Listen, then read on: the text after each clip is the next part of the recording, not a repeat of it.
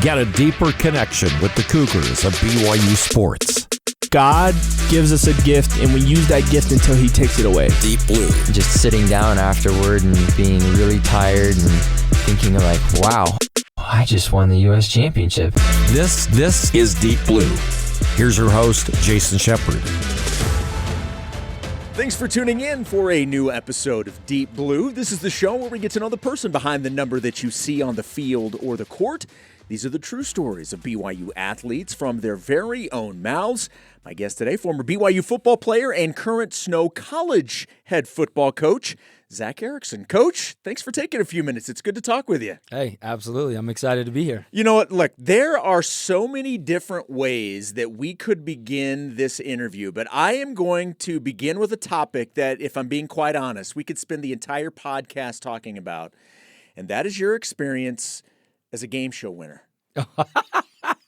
We went right there. We are going. We are okay. Look, we are not burying the lead. We are going right there. Yeah. So you and your family were guests on the Family Feud several years ago. So how long ago was this, by the way? Oh, so I think we filmed this in the spring of 2017. I think. So it's not that long ago. You're talking like 8 years ago. Yeah. Okay.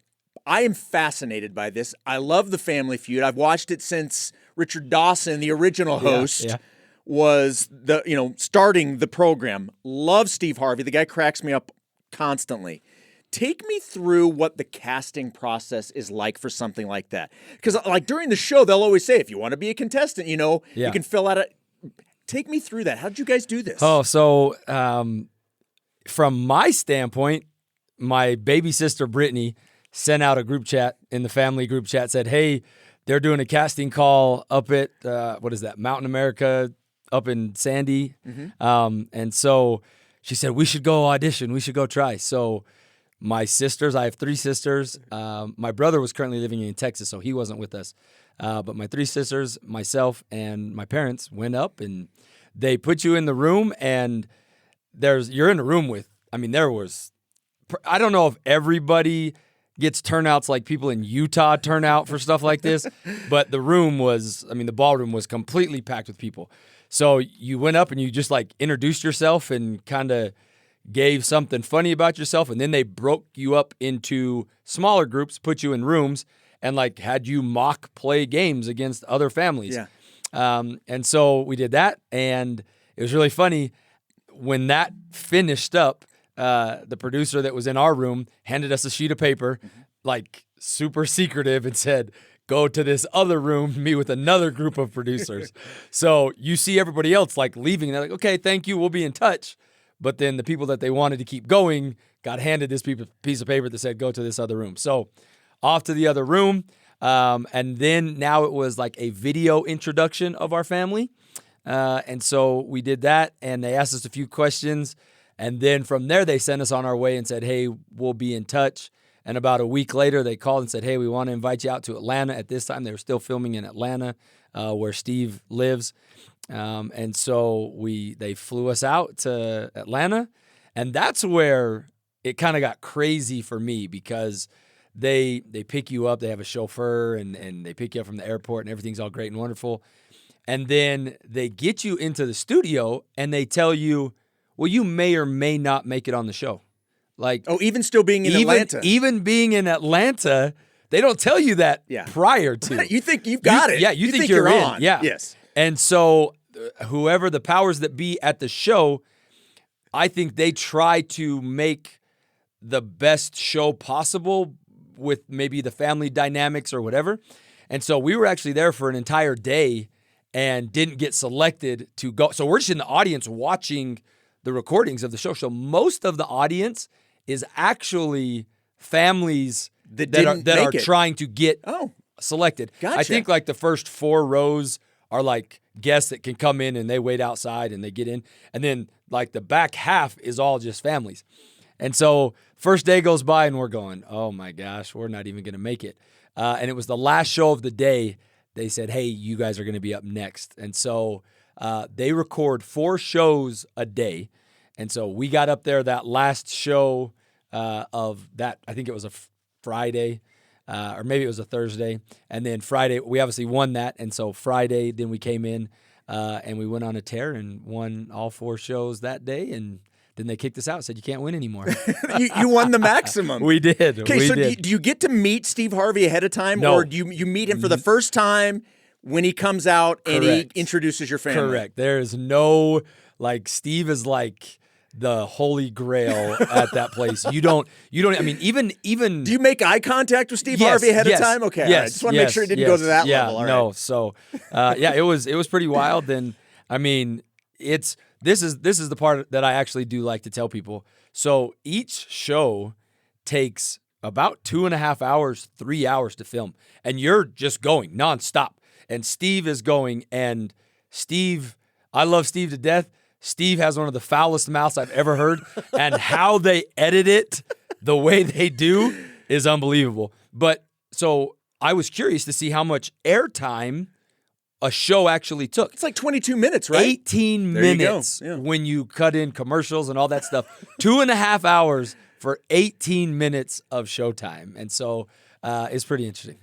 Okay, so as you mentioned, though, you guys were successful. So you won. Obviously, you win money. I'll leave it up to you whether or not you want to announce that part of it. But you also won a car, right? Yeah. Okay, so kind of. Okay. So here's the story. This is where I wanted to go. Yeah. So take me through this. Yeah. So you win each game that you win. I don't even know how much money there was some formula for correct answers or something. It's $20,000 for a win, right? Well, so that's for the fast money at the end. Gotcha. So you can actually win the game and not win the fast money at the end. Yes, correct. And so you made so much money per game that you won based on answers or whatever, and then you get into fast money, and each fast money is worth $20,000. And so we won 3 fast monies, I believe, on top of the 5 games. And when you look at the questions in the fast money, they got more obscure and harder. And because me and my mom, we were killing it in those first 3. And it was really funny because we actually practiced a lot of stuff like that. So you just Google fast money questions. Yeah. And so for 2 months before we left, every Sunday dinner, my sisters, myself, and my mom would practice these just random fast monies. So it's just like being an athlete with the mental reps and all that stuff. Yeah. And so I think it was fun. And through all of that, we determined that me going first was probably the best choice, and then my mom going second. And it's funny because if you watch, she also gives a lot of the same first answers that I did, but she was really good at being able to get to the other side of that. And so once you win the 5 games, then they have the car at the end. And so, again, something you don't know because we're talking amongst ourselves with my sister. Well, who's get the car? What are we going to do? Are we going to buy each other out? Well, you get there, you win the car, and they say, hey, we're actually going to give you the cash value of the car so you guys don't have to fight about it. And so you have an option to either get the car or you don't. No option. So you don't get a car. You don't get a car. They say, hey, this, I think it was a Jeep Cherokee or something, a new Jeep Cherokee, and it had a sticker price of $30,000. Yeah. And so they take that $30,000, they divided it by 5. Well, actually that's what they asked. And so it was a pretty good deal. All right, what is more stressful? Because you've obviously, as you mentioned, for anybody that's seen the game, it is you've got 3 to 5 seconds before that buzzer goes off, and you got to give an answer. You're put on the spot. Was that more stressful, or in the heat of battle in a game as a coach, trying to come up with that perfect play and you got to get it in quick before you run out of time? Which is more stressful? Neither. The thing that is most stressful for me is trying to beat my wife on the golf course. Those situations, I don't know. I mean, call it, I don't know. Some people would probably call it arrogance. Some people would call it confidence. My mom would say it's a spiritual gift. Those things don't really, I thrive in those situations. And so to me, it's oh, I love it. Let's go. I want to be in that situation. And so that's why you went first and you won. Yeah. It just didn't, those things they've always kind of come natural to me to kind of be able to come up with something, whether right, wrong, or indifferent. I'm going to come up with something that I think is right, and sometimes I'm right, and sometimes I'm not. Well, that is a good transition into actually talking a little football. I enjoyed that conversation more than you will know. I love the Family Feud. That was so fascinating. As we mentioned, you're the head coach at Snow College in Ephraim, and a really good football program. Yeah. I'm curious, what does recruiting look like for a junior college these days? Because the entire landscape has changed. But in the JC ranks, what does it look like? It's a mess. It's an absolute mess. So I'll start kind of at the end, and then I'll work backwards. So, we've signed 25 kids in this class, maybe actually up to 27, signed a couple of kids late. We don't know if those kids are actually going to show up until they show up. And so that part is probably the most difficult part of our job. But I think what is different for us, and so a lot of people have asked, well, how has transfer portal and NIL and all that stuff, how has that hurt junior college? And I think initially, when the transfer portal first became a thing and NIL first became a thing, a lot of schools were going to say, hey, let's just go get transfers. Like, we're not going to go get junior college kids. Let's just go get transfers. Yeah. And then I think that schools learned pretty quickly, a lot of times those kids are in the transfer portal for a reason, right? And good, bad, indifferent. We've kind of seen a resurgence back to kind of what it was pre-transfer portal at the junior college level. Now, the biggest thing that I think is the biggest difference for us is we can lose kids. Prior to the transfer portal, mid-year guys were going to leave mid-year, and sometimes those kids would even sign mid-year knowing that they weren't going to be able to leave until May because they had to graduate. And so we had a pretty good idea of what our roster would look like. Our roster management was pretty, reliable on what we were projecting. Now, our guys can get poached guys that weren't even recruited in the fall cycle, all of a sudden we finish spring ball and, Boise State comes to practice and they see this left tackle that they didn't even know about, who is supposed to be my starter in 5 months, and now he's gone, right? So that has been the hardest part for us in our outbound recruiting because, junior college recruiting, we're importers, exporters, right? We've got to go out and recruit guys, but then our job is then to get them out as well. And so, the inbound recruiting for us, I think it's almost gotten a little more competitive in that, again, a lot of the big Division I schools, they're still going to take portal guys, right, versus high school guys. Yeah, unless you're a 5-star, 4-star, Yeah, how much has that opened up the high school ranks to consider more JCs because of what you just talked about? Because look, in today's world, to your point, a lot of these D1 programs, they're going to go get a guy that they know can play right away. And it really has pushed the high school recruits down a little bit. Yeah, and I think we've been able to be the beneficiary of that in a lot of circumstances. I mean, to me, I think the biggest, and this is probably very relevant to our listeners right now, I look at Reggie Frischnick, for instance, right?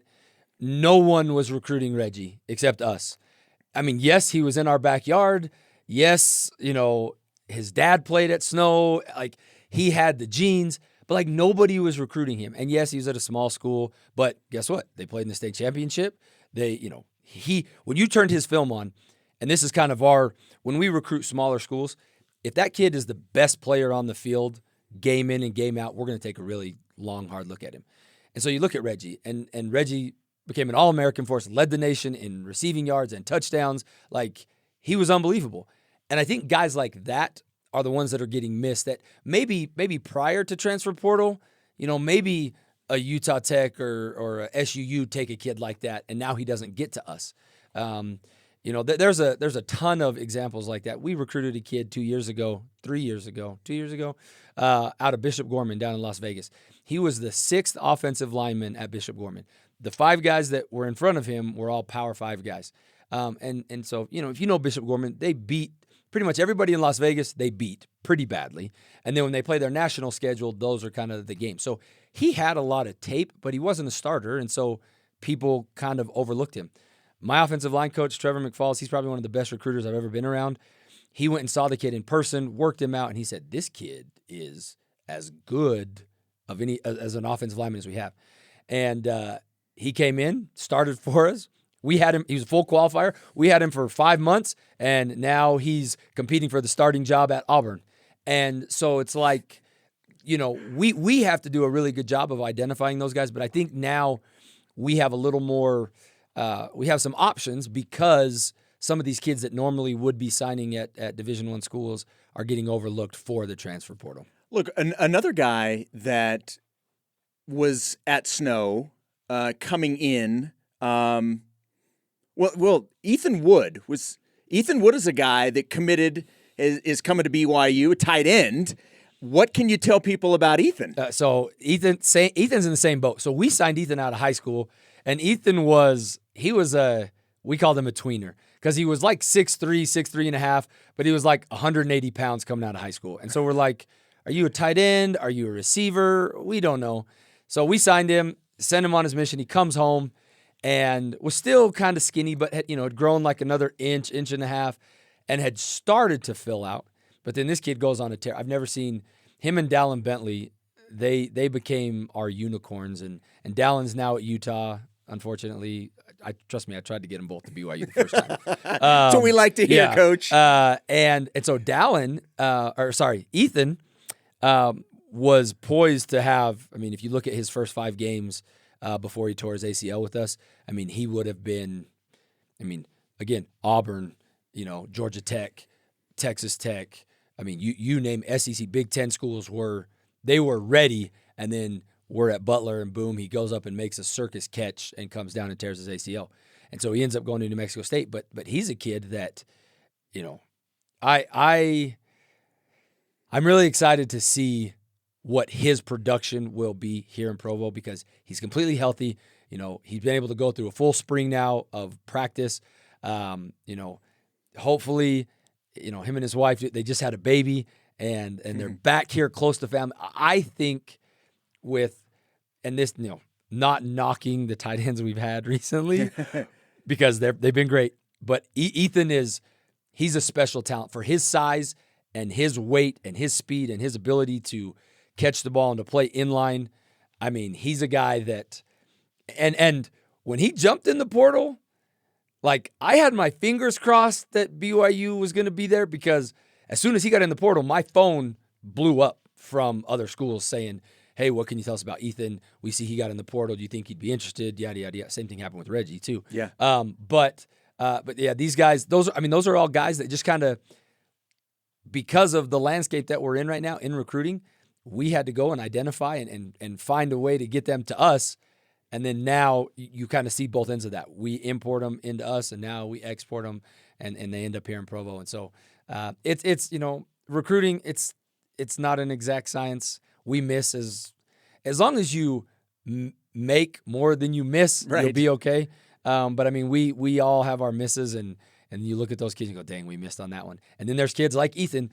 We didn't know what was going to happen. Yeah. And then now I look at him and I'm like, if that dude stays healthy, he could be a Sunday guy if he stays healthy. I'm really excited for him, big time. Well, I was excited. I'm even more excited hearing you talk about it. Yeah. If anybody's going to know, you're going to know. So that is certainly excellent news for BYU fans listening to this, hearing that.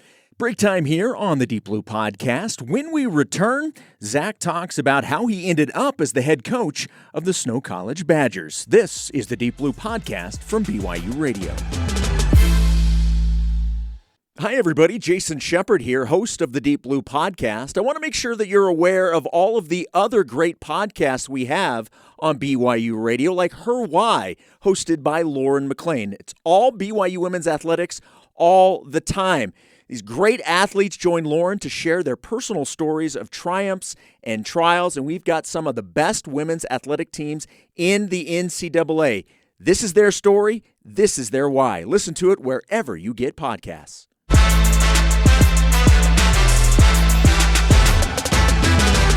Welcome back to Deep Blue. I'm Jason Shepard. Today's guest, former BYU football player and current Snow College head football coach, Zac Erekson. Correct me if I'm wrong. 7th season overall at Snow, 6th, going into your 6th as the head coach. Correct. How did the opportunity at Snow present itself? Oh, man. So how long of an answer do you want? It's the beauty of podcasts. They're long form, right? Okay. Yeah. So we moved back here. So as soon as I was a year older than my wife here, and you guys met at BYU. We met in Stats 221 here, and she's the only reason I passed. I want to get that out there. I'm not a math guy, and I count by sevens really well, but outside of that, I'm not very good at math, and she got me through stats class. So I was a year older than her, and so I pretty much finished up. I had like 2 religion classes that I had to take the spring of 2008.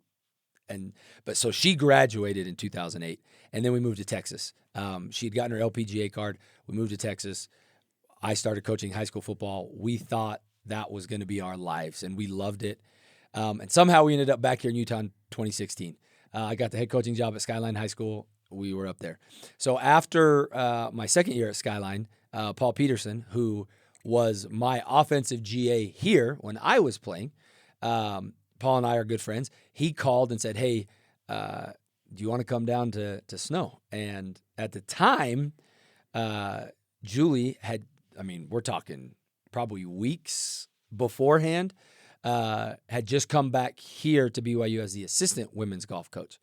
And it was bad timing. I wanted to so bad because I wanted to get into college coaching, and I really liked Paul, and I thought we would have worked well together.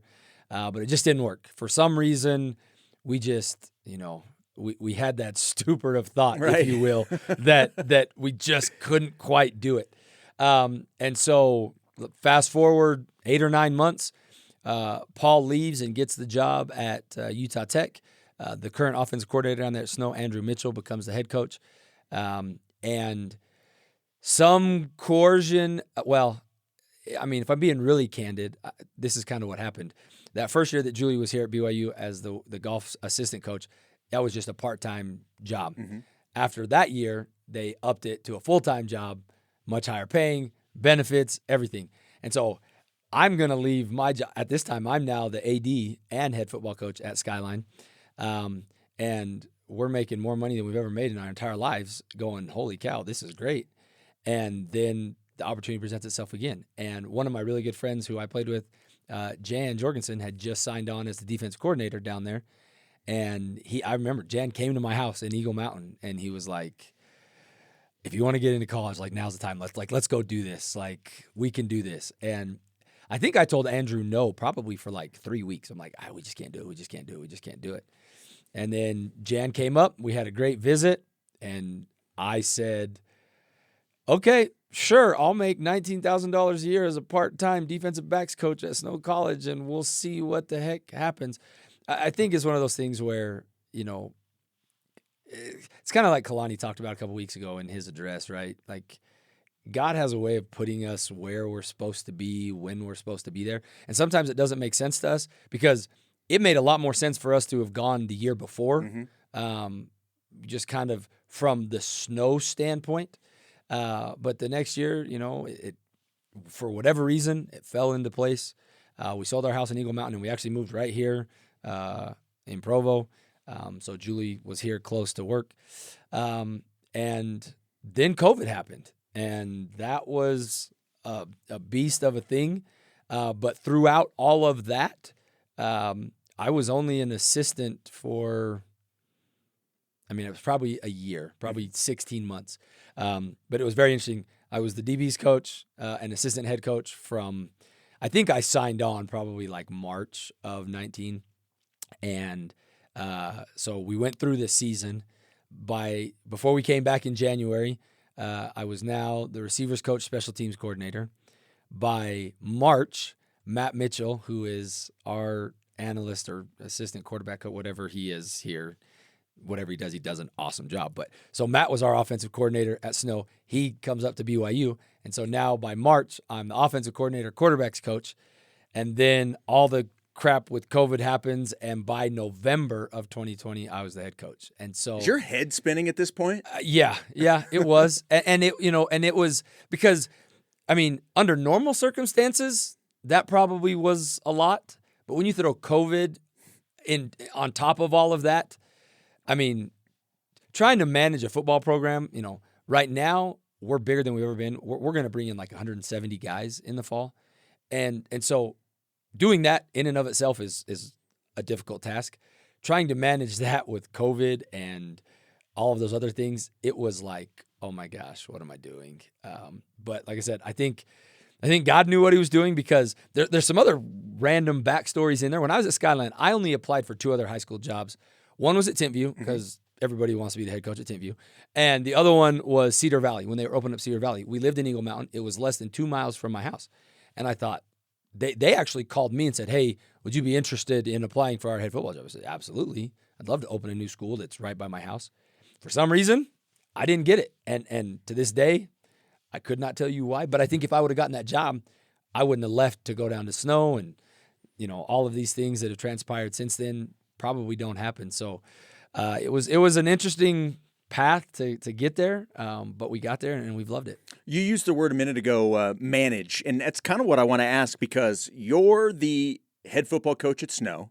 Your wife is the head golf coach at Utah Valley. So you're both head coaches.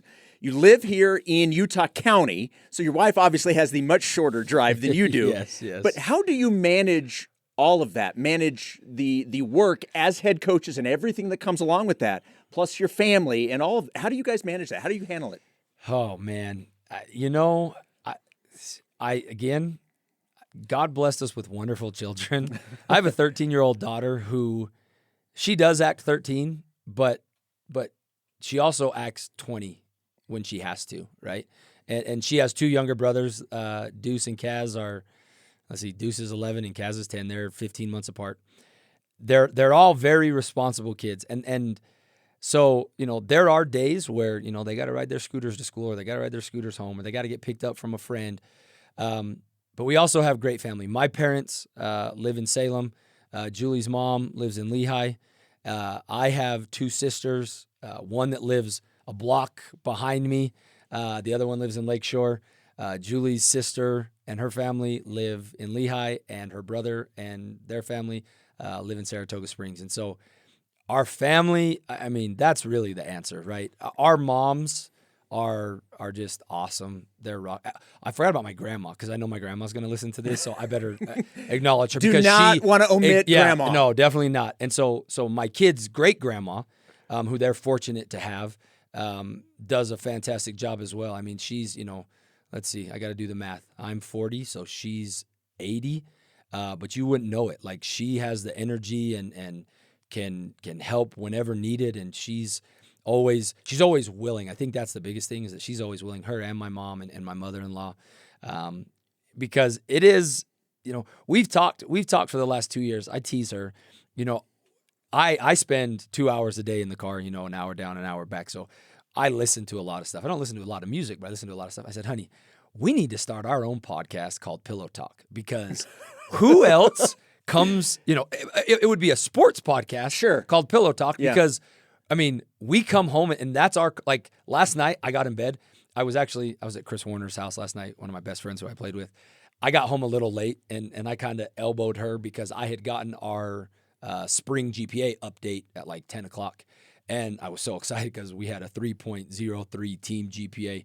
And so, like, I nudged my wife and I'm like, honey, you got to see this. Like, this is the first time we've ever done it in fall and spring. And so I'm all like, those are the conversations that we have. Or she gets in bed and she's like, honey, there's this girl in the transfer portal that I think I really want to take a look at. Or, what are we going to do for qualify? Like, that's what we talk about in bed. Yeah. Most of our family stuff we actually deal with as a family. So, like, with our kids, we talk about that with them at home, in front of them. Like, we don't usually have to have those conversations alone. And so when we're alone, because we'd rather talk with our kids about them and us, so that they don't have to always hear mom and dad as coach and coach, right? Yeah. And so it's been an interesting journey. We've been really lucky to where her season, they play a fall season and a spring season. And in the 4 years now that she's been the head coach and I've been the head coach, I think in the fall we've only had 2 conflicting where I'm on the road and she's on the road. I think it's only happened twice in 4 years. This is just part one of our conversation with Zac. Now, coming up next week, Zac talks about how and why he was almost given up for adoption, how he became a Nebraska Cornhuskers fan, and why he looks back on his BYU football career with frustration. My name is Jason Shepard. Ben Hall produced this episode.